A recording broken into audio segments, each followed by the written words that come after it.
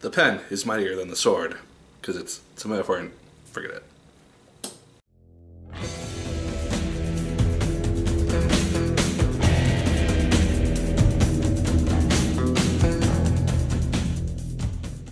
Hello once again, watchers of good movies. My name is Nick Pell and this is once again coming from my apartment. Now today we're going to be talking about the film King Arthur, Legend of the Sword.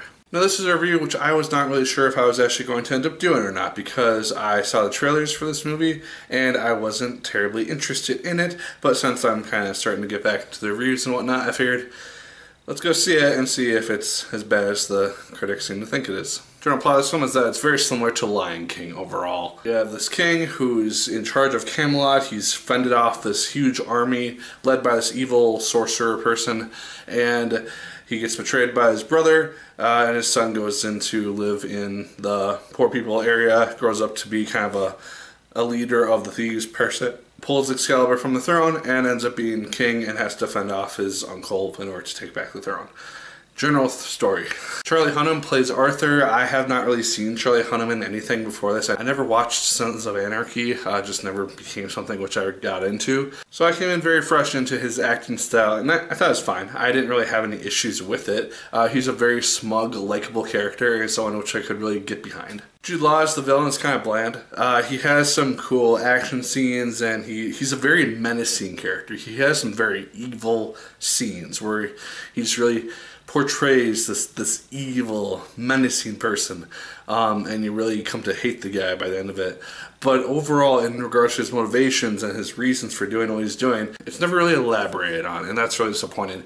It makes him ultimately kind of a bland character, because you can be as evil as you want to, but if you don't really state why you're doing what you're doing ultimately, it's kind of boring. The intro to this film, like the first 10 minutes, is fantastic because it looks amazing. The special effects, there's giant elephants. The film opens up basically with a giant elephant stepping on the ground, and it just looks incredible. The shots are incredible.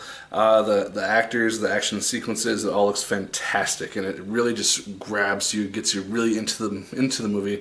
The music as well, the orchestral background part of that also helps immensely in regards to that factor. And it doesn't even start showing the intro credits like developed by this studio until like 10 minutes into the film. And I love it when films do that because it just gets you engaged to the film before it's like, oh yeah, this is a movie. So that being said, most of the action scenes in this film are fantastic. They look really, really good. They're really well choreographed, and they're just a lot of fun to watch ultimately, and they're really engaging.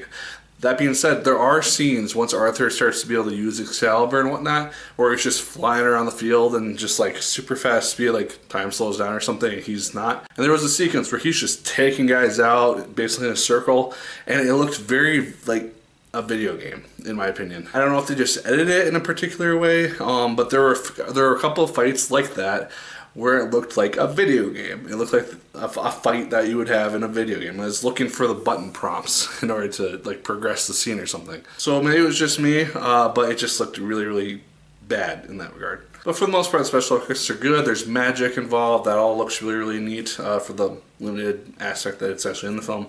And I thought the ending was pretty satisfying. It concludes generally how you're going to expect it to conclude.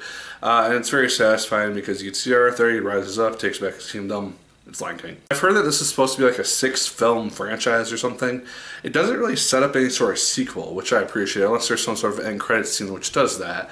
But it doesn't really set up anything in that regard. So I like that it felt like a close-ended film, kind of like Miss Peregrine's Home for Peculiar Children last year. That film I know is part of a series, but the film itself felt very close-ended and didn't feel like it had to set up anything. It stands out on its own, and I appreciate when films are able to do that. So guys, ultimately, I actually found myself enjoying King Arthur, Legend of the Sword. It's not a perfect film by any means. It has its issues, as I've stated, but ultimately, I found myself enjoying it for the most part. I was never really bored during the film, and it's paceful enough where while there are slow scenes happening and there are relationships which aren't really funneled out all that well, it makes for a good film regardless, and it's a fun time.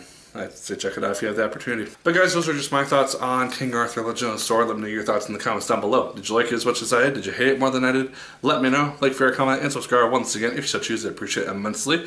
Make sure to subscribe because I'll have reviews of, hopefully, Persona 5 and the Once Upon a Time Season 6 season coming out shortly. So if you want to get those right away, make sure to subscribe. And as always, my people, my name is Nick Pell, And once again, keep on watching.